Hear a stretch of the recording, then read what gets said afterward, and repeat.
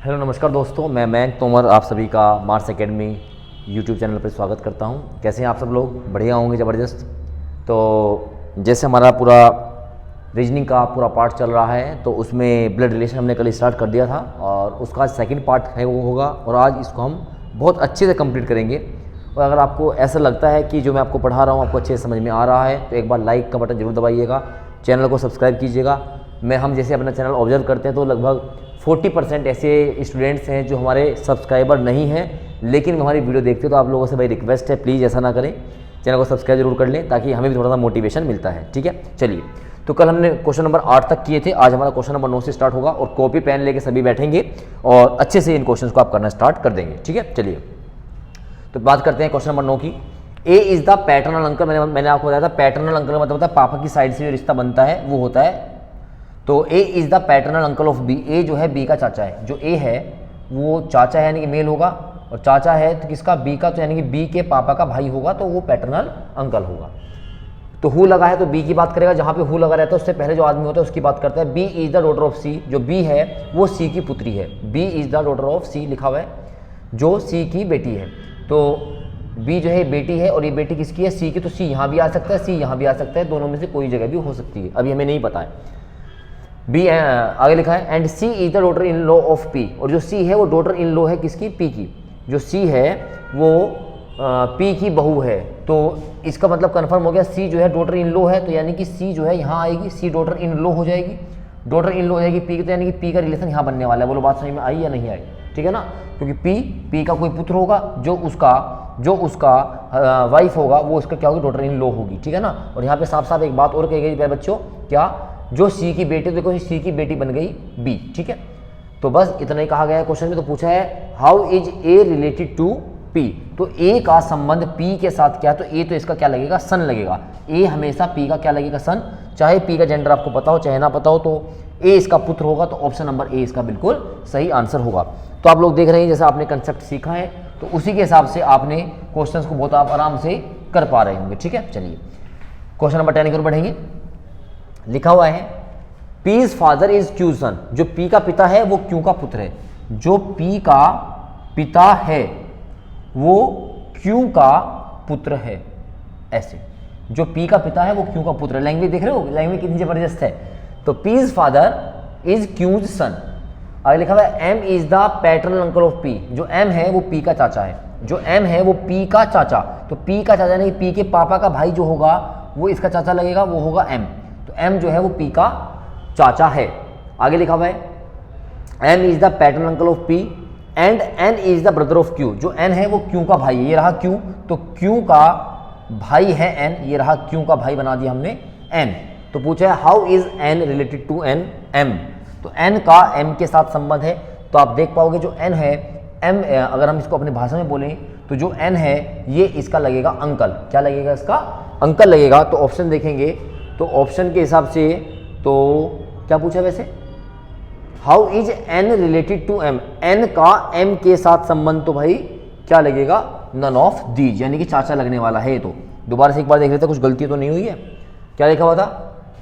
Ps father, P का पिता जो होगा वो क्यू का सन होगा, तो क्यू का सन बना दिया हमने। M is the paternal uncle of P. M जो है पी का चाचा है, पैटर्नल अंकल है, तो पी के पापा का भाई होगा एम। फिर लिखा होता है N is the brother of Q. जो एन है वो क्यू का भाई है। तो पूछा है how is N related to M.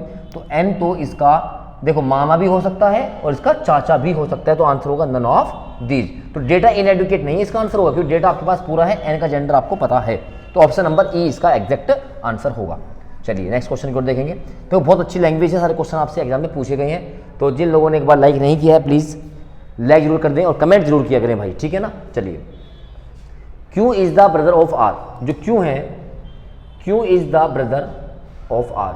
Q R का भाई है। P is the sister of Q. P जो है वो सिस्टर है किसकी? क्यू की। पी क्यू की बहन है। And T is the brother of S.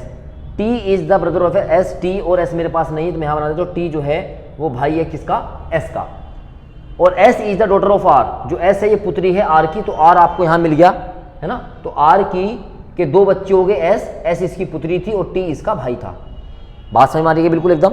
चलिए तो S is the daughter of R, तो हु इज द नेफ्यू और नीस ऑफ क्यू, तो क्यू का नेफ्यू या फिर नीस कौन है, तो क्यू का नेफ्यू या नीस की अगर हम बात करेंगे तो जो इसके बच्चे होंगे वे दोनों बनेंगे, तो ये टी भी है और एस भी है, तो टी और एस दोनों इसके नेफ्यू और नीस हो सकते हैं, तो ऑप्शन नंबर डी इसका एग्जैक्ट आंसर हो जाएगा। ठीक है, चलिए क्वेश्चन नंबर 12 की ओर थोड़ा आज जल्दी जल्दी क्वेश्चन करेंगे क्योंकि क्वेश्चन काफ़ी हैं आपके पास करने के लिए आज। चलेंगे, E is the son of A, जो ई है ये सन है किसका, ए का, E is the son of A. D is the son of B, कोई डी है वो सन है किसका, बी का, तो हम अलग बना लेते हैं, ये रहा D, D is the son of B. E is married to C, E married to C है, इसका जेंडर मेल है तो ये फीमेल हो जाएगी, E is married to C. And C is B's daughter, जो सी है वो बी की पुत्री है, लेकिन सी तो आप देखोगे तो ए की पुत्री भी, यानी कि इसकी शादी किसके साथ हुई होगी, सॉरी ये तो मैरिड है, ओके ओके, तो यहाँ पर क्या होगा, ये किसकी पुत्री है, बी की पुत्री है, ये बी यहाँ पे आ गया, और आप देखोगे बी आपके पास यहाँ भी था, तो बी का एक बेटा था डी, यानी कि ये आपस में क्या हो जाएंगे, भाई बहन हो जाएंगे। जहाँ भी आपको जोड़ने का मौका मिलेगा आप तुरंत जोड़ देंगे। तो पूछा है डी ई से कैसे संबंधित है, how is D related to E, तो डी का ई के साथ संबंध क्या होगा, तो डी तो इसका लगेगा ब्रदर इन लॉ लगेगा, ब्रदर इन लॉ, इसको आप आसान भाषा में बोल सकते हो, साला लगेगा, तो यानी कि ऑप्शन नंबर डी इसका सही आंसर हो जाएगा। ठीक है, तो क्वेश्चन बिल्कुल क्लियर होते जा रहे होंगे मेरे प्यारे बच्चे। अगले क्वेश्चन की ओर बढ़ेंगे, question number 13, A is the father of C, A is the father of C, A C का पिता है। And D is the son of B, और कोई डी है, ये सन है किसका, ये सन है किसका, बी का, D is the son of B. और E is the brother of A, E is the brother of A, E भाई है किसका, ए का, और बी और डी अभी मेरे पास नहीं है। If C is sister of D, if C is sister of D, तो अगर सी जो है डी की बहन होगी, तो इसने इफ लगा के पूछा तो आप इसको यहाँ लगा सकते हो, ये रहा सी, इसका कौन भाई होगा, डी, और ये किसके बच्चे थे, बी के, तो यानी कि इसकी शादी करानी पड़ेगी किससे, बी के साथ, बताइए हाँ है ना, तो इफ लगा पूछा है, तो how is B related to E, तो बी का ई के साथ क्या संबंध होगा, तो इसकी लगेगी सिस्टर इन लॉ, यानी कि बी इसकी लगेगी भाभी, तो सिस्टर इन लॉ की बात करेंगे तो ऑप्शन नंबर डी। तो एक से बेहतरीन एक क्वेश्चन आपके सामने है, और आपको मैं मानता हूं इनसे अलावा आपको प्रैक्टिस करने के क्वेश्चन की जरूरत नहीं होगी। जब भी आपको अपने किसी चैप्टर की प्रैक्टिस करनी हो, मयंक सर के मार्क्स एकेडमी पे जाएंगे और सीधा आप प्लेलिस्ट खोलेंगे, हर एक चैप्टर को आपको मैं सारे क्वेश्चंस इसलिए करवाता हुआ चल रहा हूँ। चलेंगे आगे, नेक्स्ट क्वेश्चन की ओर बढ़ेंगे, क्वेश्चन नंबर 14। देखिए नेक्स्ट क्वेश्चन आपको दिया गया है, Q's mother is sister of P, Q की माँ पी की बहन है, क्यू की माँ बहन है किसकी, पी की, Q's mother is the sister of P, ठीक है, एंड डॉटर ऑफ एम, और क्यू की माँ, देखो मैं दोबारा बोल रहा हूँ, क्यू की माँ पी की बहन है, क्यू की माँ पी की बहन है और एम की पुत्री है, और एम की पुत्री है, बन गया, और एम की बेटी है। S is the daughter of P, S is the daughter of P, S is the daughter of P, S P की पुत्री है, एंड सिस्टर ऑफ टी, और एस जो है ये बहन है किसकी, टी की, है ना, S is the daughter of P and sister of T, ठीक है। तो how is M related to T, तो एम का टी के साथ क्या संबंध है, तो भाई एम का संबंध टी के साथ क्या है, तो आप कह सकते हो ये तो अगर ये हुआ मेल, ये हुआ मेल, तो ये ग्रैंड फादर भी हो सकता है, अगर ये हुआ फीमेल एम, तो ये ग्रैंड मदर भी हो सकता है, तो ऑप्शन नंबर सी बिल्कुल सही आंसर होगा। जो एम है, एम जो है वो टी से एम का दादा भी हो सकता है या फिर एम की दादी भी हो सकती है, तो ग्रैंड मदर और ग्रैंड फादर दोनों में से कोई भी हो सकता है, तो ऑप्शन नंबर डी इसका बिल्कुल सही आंसर हो जाएगा। चलेंगे बच्चे आगे, number 15, P is the son of Q, P is the son of Q, P is the son of Q, P Q का बेटा है। While Q and R sisters, Q और R दोनों बहनें हैं, Q and R the sisters of one another, T is the mother of R, T is the mother of R, T माता है R की, ठीक है, T is the mother of R। If S is the son of T, अगर S सन हो T का, तो विच of the following statement is correct, तो बताइए दो इनमें से क्या सही है। देखो अलग अलग टाइप के क्वेश्चन बच्चों आपको मिल रहे हैं, तो आप इसको प्लीज लाइक जरूर करें और इसको शेयर भी कर देना। तो T is the brother of Q, T भाई है क्या, बिल्कुल नहीं, T तो का जेंडर फीमेल है। S is the cousin of P, S is the cousin of P, नहीं बिल्कुल भी नहीं है, ये तो जनरेशन का पूरा गैप है। Q and S are sister, Q and S are sister बिल्कुल भी नहीं है, ये तो भाई है। S is the maternal uncle of P, S is the maternal uncle of B, बिल्कुल सही बात है। जो एस है वो इसका मैटरनल अंकल होगा, क्योंकि इसकी मम्मी का भाई है तो क्या कहलाएगा, मैटरनल अंकल कहलाएगा। तो यानी कि ऑप्शन नंबर डी बिल्कुल सही होगा। ठीक है, चलिए नेक्स्ट क्वेश्चन में बढ़ेंगे। नेक्स्ट क्वेश्चन 16 देखेंगे। A is the brother of B, A जो है वो भाई है किसका, बी का। A is the brother of B and B is the brother of C, B जो है ये भाई है किसका, सी का। बी सी का भाई है। D is the father of A, D पिता है, डी फादर है किसका, ए का। Based on these three statements, इन तीनों कथनों के आधार पर which of the following statement can not be defined true, इसमें से कौन सा निश्चित रूप से सत्य नहीं है। पहली बात, B is the brother of A, B भाई है बिल्कुल ए का, ये तो बात बिल्कुल सही है। B is the son of D, B son है डी का, ये बात बिल्कुल सही है। A is the brother of C, A is the brother of C, बिल्कुल सही है क्योंकि आपको जेंडर पता है। C is the brother of A, C is the brother of A, ये डिफाइन नहीं है क्योंकि सी का जेंडर आपको नहीं पता है। मैंने आपको स्टार्टिंग में जितना पहले लेक्चर में बताया था, प्लीज उतना ध्यान रखिएगा, आप कुछ भी गलत नहीं कर पाएंगे। तो ये बात ही जो है आपकी डेफिनेट ट्रूथ नहीं है। वैसे नेक्स्ट आप पढ़ सकते हो, लिखा हुआ था A B C are D child, तो ए बी सी जो है ये सब डी के बच्चे ही हैं। तो ऑप्शन नंबर डी इसका बिल्कुल सही आंसर हो जाएगा। चलिए क्वेश्चन नंबर 17, और ये 17 क्वेश्चन आपके लिए रहेगा और आप इसका आंसर मुझे कमेंट बॉक्स में जरूर बताएंगे कि इसका आंसर क्या होना चाहिए। तो आप आंसर मुझे ए बी सी डी और ई की फॉर्म में देंगे, तो आप इस क्वेश्चन का आंसर बताएंगे मुझे कमेंट की फॉर्म में। ठीक है, चलेंगे, क्योंकि जब तक मैं आपको वर्क नहीं दूंगा तब तक मुझे भी नहीं लगेगा कि आप कुछ कर भी रहे हैं क्या, है ना। चलिए क्वेश्चन नंबर 18 देखेंगे। Kalyani is the mother in law of Veena who is sister in law of Ashok, बड़े अच्छा क्वेश्चन है। Kalyani is the mother in law, Kalyani है कोई, ये लीजिए कल्याणी, ये मदर इन लॉ है, तो यहाँ इसका कोई बेटा होगा, यहाँ पे कुछ इसकी शादी होगी या बेटी होगी। ये मदर इन लॉ है वीणा की, ये वीणा की मदर इन लॉ है। और Veena is the sister in law of Ashok, तो यानी कि वीणा जो है ये सिस्टर इन लॉ है, तो यानी कि यहाँ पे जेंडर मेल आ जाएगा। और ये सिस्टर इन लॉ है किसकी, अशोक की, तो यानी अशोक जो है इन लॉ मतलब हस्बैंड की साइड से आ जाएगा। धीरज इज फादर ऑफ सुदीप, धीरज सुदीप का पिता है। और the only brother of Ashok, जो अशोक का एकमात्र भाई है, जो धीरज है वो अशोक के इकलौते भाई, अशोक का कोई इकलौता भाई, तो देखो इकलौता भाई तो ये बनने वाला है इसका, तो ये कौन है, इसका नाम है धीरज। तो यानी कि धीरज आपका यहाँ पे आ जाएगा, ये आ गया धीरज। और इसका एक ही पिता, इसका पिता जो है वो कौन है, वो है सुदीप। कौन है उसका नाम, सुदीप। तो पूछा कल्याणी अशोक से किस प्रकार संबंधित है, तो कल्याणी जो है वो अशोक से कैसे संबंधित है, बहुत बेहतरीन क्वेश्चन है।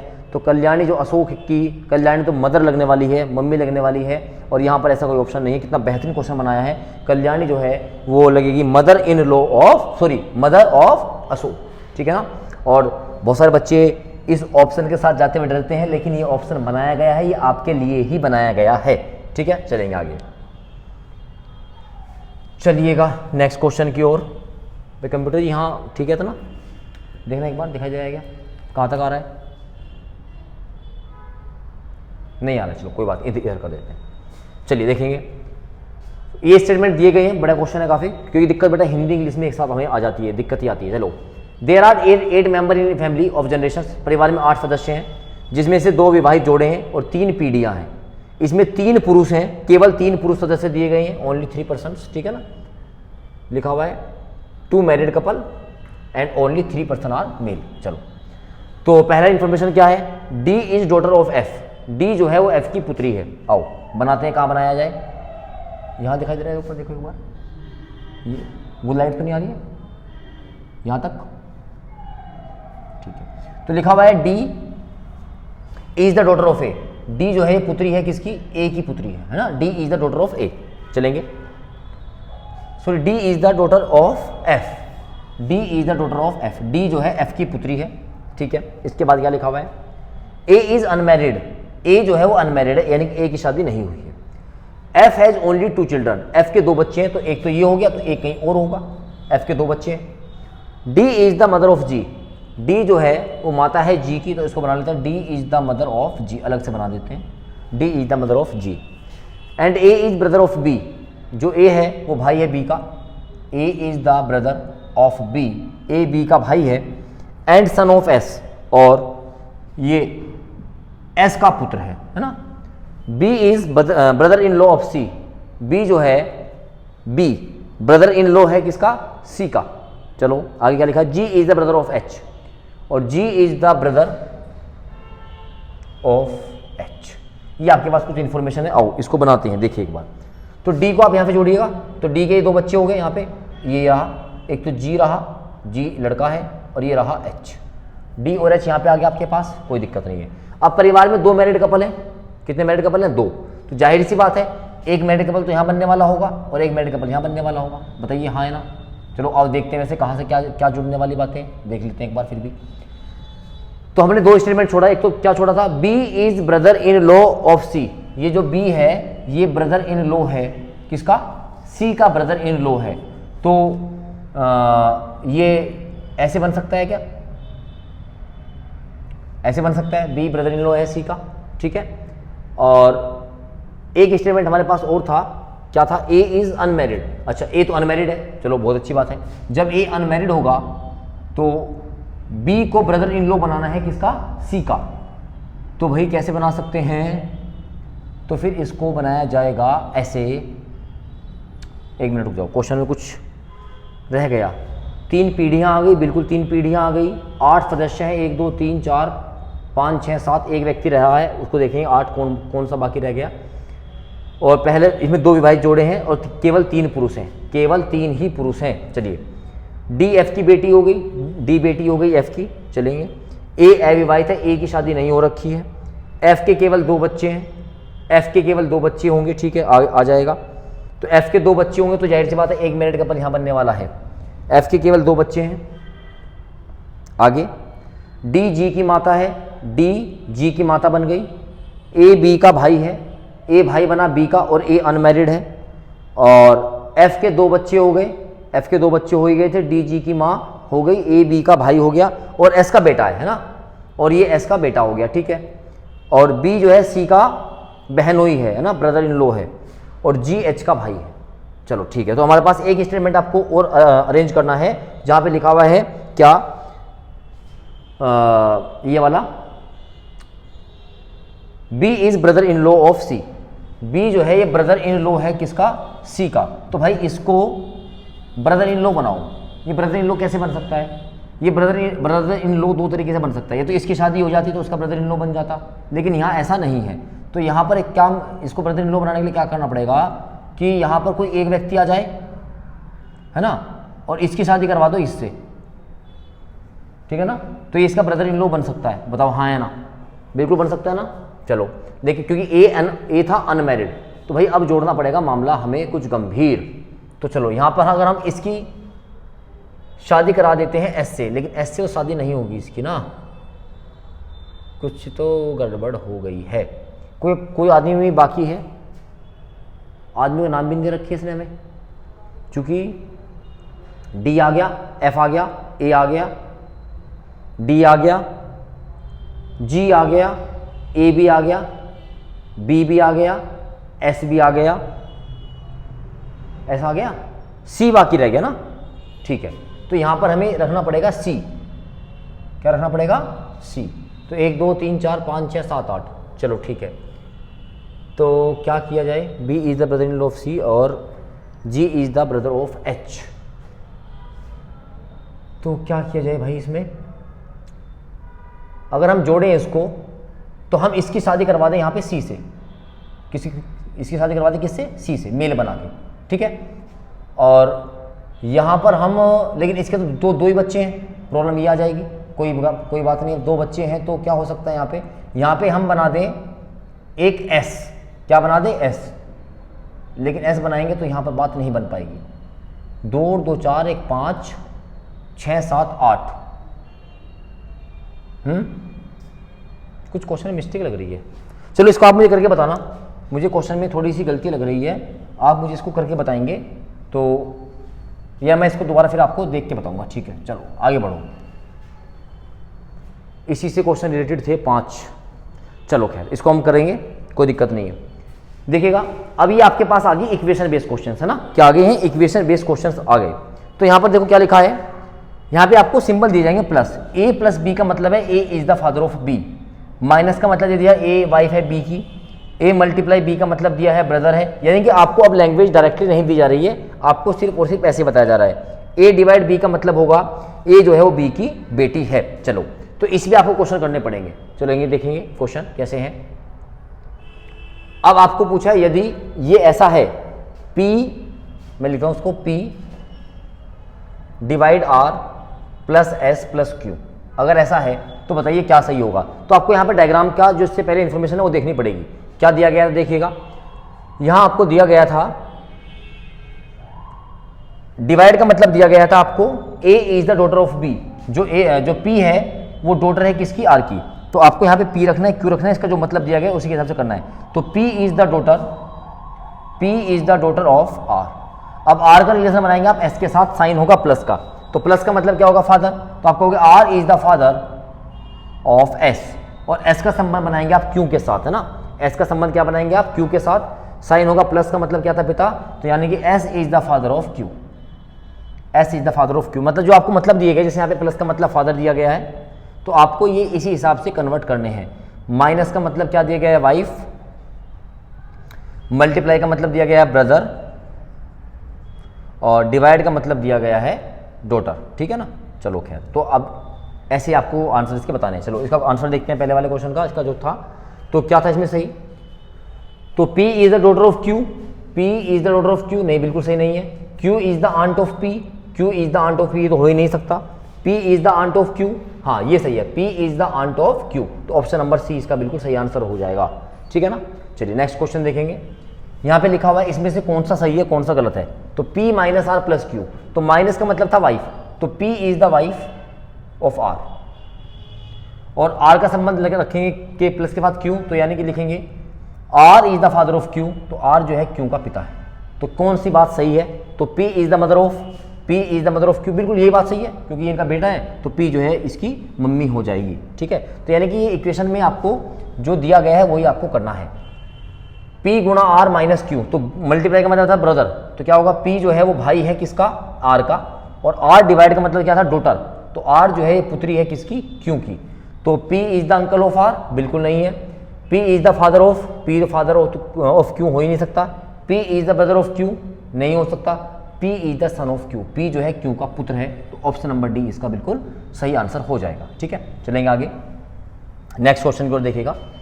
तो P गुणा R, गुणा मतलब क्या था, ब्रदर, तो P भाई है R का, माइनस का मतलब क्या होगा, वाइफ, तो R जो है वो वाइफ है किसकी, Q की, तो ये मेल है तो ये फीमेल बन जाएगा, ठीक है।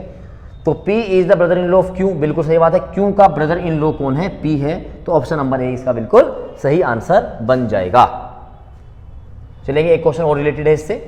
तो P प्लस Q, प्लस का मतलब क्या होगा आपका, फादर, तो P is the father of R, और डिवाइड का मतलब वो क्या होगा, डॉटर, तो R is the daughter of Q, तो यानी कि ये मैरिड कपल बनेगा तो फीमेल हो जाएगा।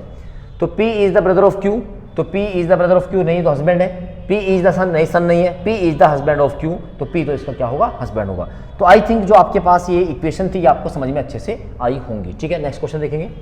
तो इस तरीके से आप इस क्वेश्चन को करेंगे। तो ये 30 क्वेश्चन हमने आपको लगभग कराए हैं। तो इसमें आपका इंडिकेशन बेस आया है बच्चों, उसके बाद मैंने आपको कुछ पजल्स कराई हैं, और उसके बाद आपके ये क्या आ गए हैं, आपके इक्वेशन बेस्ड क्वेश्चंस आ गए हैं, ठीक है।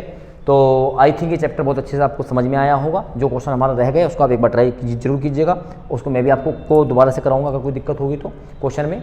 तो तब तक के लिए अपने आप को बहुत मोटिवेटेड रखिएगा, क्योंकि कंपटीशन निकालना है तो मोटिवेट रहना ही पड़ेगा, और अच्छे से आप अपनी तैयारी कीजिए, और चैनल को सब्सक्राइब जरूर कीजिएगा, शेयर जरूर कीजिएगा, क्योंकि आप लोगों का मोटिवेशन ही हमारे लिए मोटिवेशन होता है, ठीक है। थैंक यू, जय हिंद।